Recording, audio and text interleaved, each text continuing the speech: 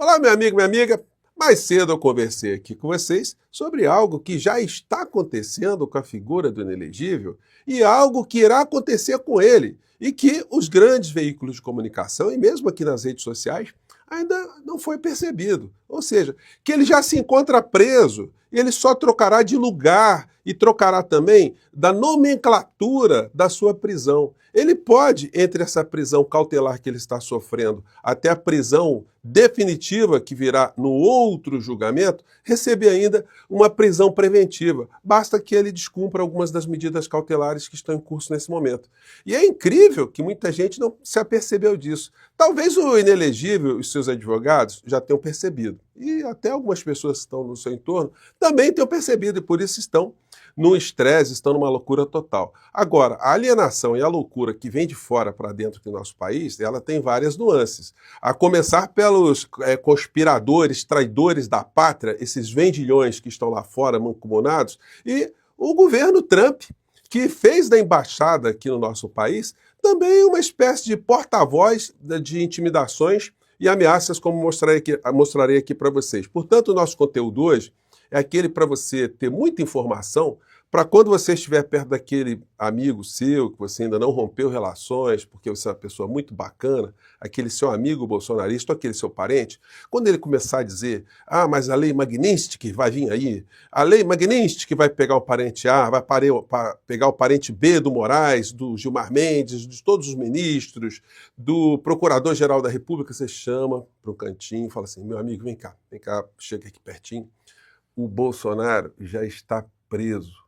O Bolsonaro não sai mais da cadeia. O Bolsonaro está frito, porque aqui no Brasil o que está vigorando é a lei Chandininsky. Então fale isso para o amigo, claro que vai ficar deprimido, né? Mas é a realidade. Essas pessoas não gostam da realidade, ficam esperando o contato e às vezes o contato vem, né?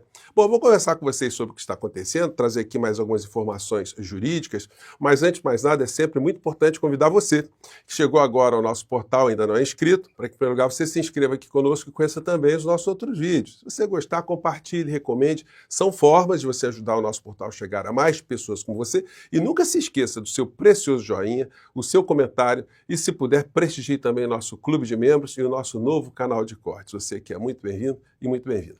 Bom, gente, começando aqui com alguns fatos, né, que eu quero sublinhar. Dólar fechou ontem a 5,46, acompanhando exterior e de olho nas tarifas em vigor hoje. E o que aconteceu? Tanto tumulto, o Congresso lá, com os baderneiros, e o Trump fazendo mais ameaça, enfim, embaixada dos Estados Unidos fazendo nota ameaçadora contra o nosso país, né? O absurdo dos absurdos. E aí o que acontece? A gente vê que o dólar deu mais uma caidinha. O dólar já deu mais uma caidinha. Então, gente, olha, coisas muito curiosas estão acontecendo para essa turma toda que está investindo no quanto pior, melhor para eles. Eles acham que quanto mais tumulto, mais cisânia tiver aqui no nosso país, mais eles constroem espaços para escaparem da cadeia. E escaparem também de cassações de mandato, escaparem também de sanções pecuniárias, enfim. E até de serem banidos aqui das redes sociais. Mas tá ruim para eles, né? Então, você já tem as informações. Por quê? O Eduardo Bolsonaro ele deu ensejo à abertura de um inquérito por ser um traidor da pátria. E nesse inquérito, o pai dele, o senhor Jair, funciona como um cúmplice nessa conspiração de traição à nossa pátria. E, portanto, ele recebeu ali algumas medidas cautelares para não fomentar mais ações contra o nosso país. No entanto, ele rompeu essas medidas e agora está numa prisão cautelar na sua casa.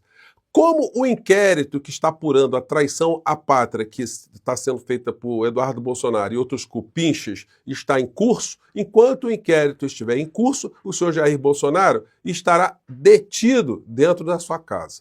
Claro que se ele fizer algum descumprimento nessas medidas cautelares das regras Chandininsky, eu estou brincando com vocês, mas está tudo dentro do Código de Processo Penal, está na legislação penal brasileira, sendo colocado em prática pelo ministro Alexandre de Moraes.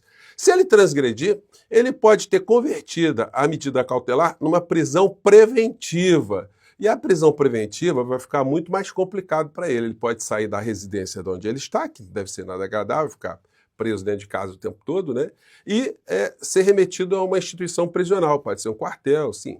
pode ser uma instalação mas reservada na Papuda, não é? Então, tá aí, as coisas estão desse modo. Mas fato é, meu amigo e minha amiga, é que o Bolsonaro não tem chance de sair mais, porque enquanto estiver rolando o inquérito, como eu estou dizendo para vocês, ele permanecerá nessa mesma condição. Só que o julgamento dele sobre o atentado, sobre a Orcrim contra a democracia aqui no nosso país, comandada por ele, terá o julgamento em setembro, concomitantemente à prisão que ele já está. Então, ele pode ser condenado e não vai dar trabalho nenhum. Olha só que beleza. É só pegar o camburão, pegar ele no lugar e levar para outro.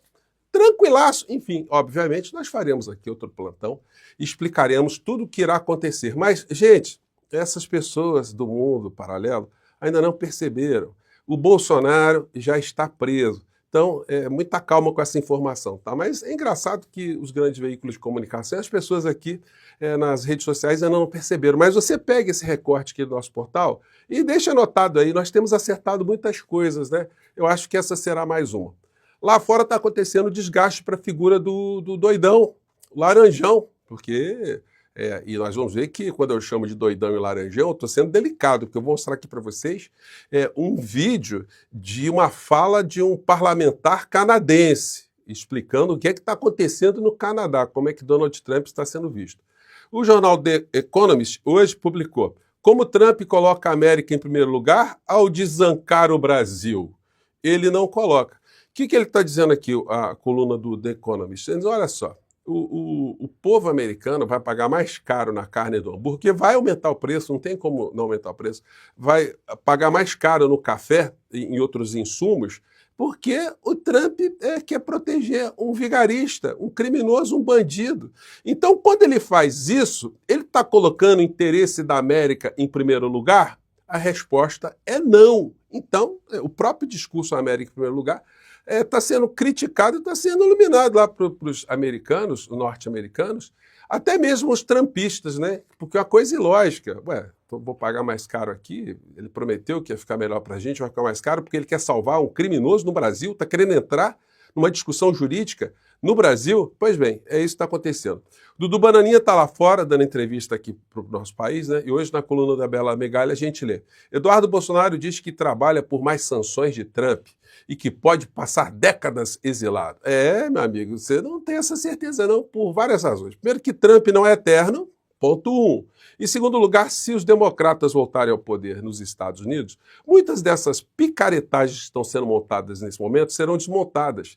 E esses criminosos todos que saíram do Brasil e estão lá nos Estados Unidos, bom, os que são acusados de crimes de liberdade de expressão, crimes de calúnia, injúria e difamação, que são protegidos lá nos Estados Unidos, esses ainda podem ficar lá. Mas aqueles que forem acusados de crimes mais graves, esses podem ser extraditados para o Brasil. E aí, senhor Dudu Bananinha, o senhor vai ter que pegar uma colinha com a senhora Carla Zambelli, que fez as mesmas bravatas que o senhor, as mesmas falastronices, e agora está nessa situação humilhante para ela, enfim, ela em depressão, num presídio superlotado na Itália.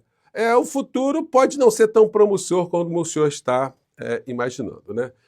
Notícia de hoje à tarde. Embaixada dos Estados Unidos volta a criticar Moraes e cita perseguição a Bolsonaro. Gente, é um negócio tão absurdo, os Estados Unidos sequer, Trump indicou um embaixador aqui no Brasil. Então, o que eles têm aqui é um aspone, né? Um assessor de porcaria nenhuma, para não dizer outra coisa, que está aqui reproduzindo notas vindas lá do Departamento de Estado norte-americano, com esse teor absurdo. Embaixada dos Estados Unidos ameaça aliados de Moraes. Estão avisados, dando ultimato, como se a gente fosse, de fato, a colônia deles, né? A gente tivesse que se comportar direitinho, como se fosse um chefe do Brasil, né? O texto que a Embaixada dos Estados Unidos publicou hoje, e aí vai exigir que o governo brasileiro chame o encarregado de negócios para explicar, meu amigo, que porcaria é essa aqui? Virou bagunça, estou falando português assim mais direto, mas na linguagem diplomática a tradução para a linguagem dos mortais é essa. Está pensando o quê? Então, isso provavelmente nós vamos ter informações de hoje para amanhã do que irá acontecer. O governo brasileiro não vai poder dizer assim, não vi, deixa para lá. Não, olha o texto. O ministro Moraes é o principal arquiteto da censura e perseguição contra Bolsonaro e seus apoiadores. Suas flagrantes violações de direitos humanos resultaram em sanções pela lei Magnitsky. Pois é, nós temos aqui a lei Chandinski, determinadas pelo presidente Trump. Os aliados de Moraes no judiciário ou em outras esferas estão avisados para não apoiar nem facilitar a conduta de Moraes. Estamos monitorando a situação de perto. Tão de sacanagem com a gente? Então, gente, é uma coisa tão absurda, tão abjeta, né? E que vai merecer de todos nós aí repulsas gigantescas e principalmente do nosso governo presidente Lula. E como eu tenho sublinhado e falei mais cedo aqui com vocês, não é o presidente, a figura do presidente que fica em primeiro plano nessa história. É o nosso país, é a nossa nação. Quando o Lula diz que não aceita ser humilhado, ou não aceitaria humilhação, melhor seria se a expressão fosse: eu não aceitarei que o nosso povo seja humilhado. Eu não aceitarei que o povo brasileiro seja colocado numa situação vexatória. Isso aí eu não vou aceitar. Fica um negócio mais inteligente. Por quê? Porque quando você coloca assim, eu não serei humilhado, você coloca a pessoa em primeiro plano, as coisas são submetidas a um julgamento público do tipo: puxa, mas o presidente está com vaidade, o presidente não quer falar, liga para ele, enfim. Não, gente, tem que ter altivez do chefe de Estado, né? Enfim, apenas uma observação que eu estou fazendo aqui no nosso portal. Aliás, mande seu comentário aqui, que os comentários de vocês são preciosos aqui no nosso portal. E aí, enquanto eu estou dizendo tudo isso para vocês, os golpistas traidores da pátria estão lá fora publicando vídeos com esse trecho, com esse texto aqui. A maré virou, vem aí, anistia e impeachment de Alexandre de Moraes. Vai esperando, o bobão, o bobalhão, vai esperando que isso vai acontecer. Aqui o que está valendo até agora é a lei Chandinski. O bobalhão, o cara que você defende, está preso. O cara que você defende, ele vai sair desse tipo de prisão para uma outra definitiva. E vai torcendo para Trump virar um faraó mesmo, para ele ter vida eterna, porque havendo algum tipo de mudança política nos Estados Unidos, vocês também vão ficar em situações muito complicadas, tá?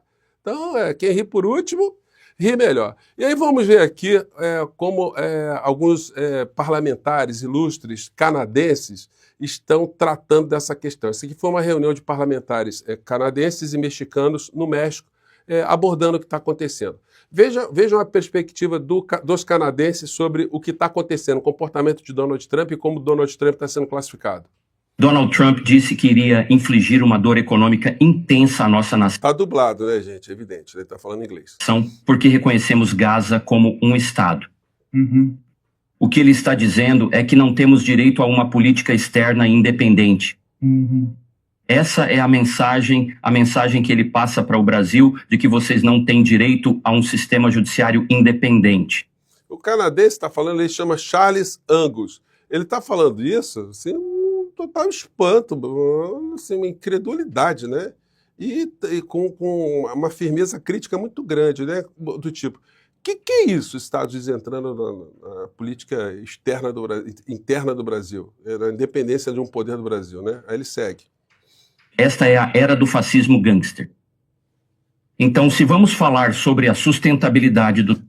Viram a expressão que ele usou? Essa é a era do fascismo gangster. É como ele está chamando o Trump e o que ele está fazendo nos seus cupinchas espalhados, né? Nosso planeta e a sustentabilidade das nossas economias, temos que falar sobre isso dentro da questão da sustentabilidade da democracia. E você sabe, nós canadenses somos pessoas educadas até deixarmos de ser. Uhum. E uma vez, a questão que nos torna muito pouco educados são os fascistas. Nós lutamos contra fascistas nas ruas de Toronto com tacos de beisebol em 1933. Nós lutamos contra eles nas colinas da Espanha e lutamos contra eles em todos os campos de batalha pela Europa. Muito antes dos Estados Unidos entrarem na guerra, os canadenses já estavam lutando contra os fascistas. Então, quando vocês nos dizem que não temos direito a uma nação, quando sequestram nosso povo nas ruas e os colocam em campos de concentração, como estão fazendo com o seu povo, então sabemos o que estamos enfrentando. Ele está se referindo, evidentemente, aos mexicanos que estão sendo presos nos Estados Unidos e tratados dessa forma, né? Enfrentando o fascismo gangster. E eu quero situar o contexto do Canadá neste momento, porque estamos em um momento frágil, mas poderoso. Eu li as pesquisas de ontem à noite no Canadá. Agora, os canadenses estão, em sua maioria, exigindo que nosso primeiro-ministro apoie a Palestina. 95% do povo canadense quer tarifas de retaliação imediatas contra os Estados Unidos e estão dispostos a arcar com perdas econômicas internas para defender nossa soberania. Então, é a determinação das pessoas comuns que faz deste um momento extraordinário. Nunca vi nada parecido, a disposição das pessoas de se unirem, mesmo aquelas que antes estavam divididas e em conflito. Então, gente, olha, o Brasil poderia estar numa situação de despertar mais unidade nacional, né? Mas isso é muito peculiar aqui no Brasil, as coisas estão acontecendo aqui. Mas a gente não deve deixar de perseguir esse objetivo de que todos os brasileiros, aqueles que se dizem patriotas, que eles percebam que não dá para a gente aceitar a interferência de uma nação estrangeira na nossa realidade interna. Enfim... Mas, enfim, quanto mais a gente falar nesses assuntos, mais a gente ajuda as pessoas também a ter uma percepção do que está acontecendo, né? Eu fico por aqui, cuidado, tá? Não vá estragar os próximos dias daquele seu amigo bolsonarista nem daquele seu parente, tá? Mas a verdade é essa, o Bolsonaro não sai mais da prisão não, tá? Um grande abraço, tchau!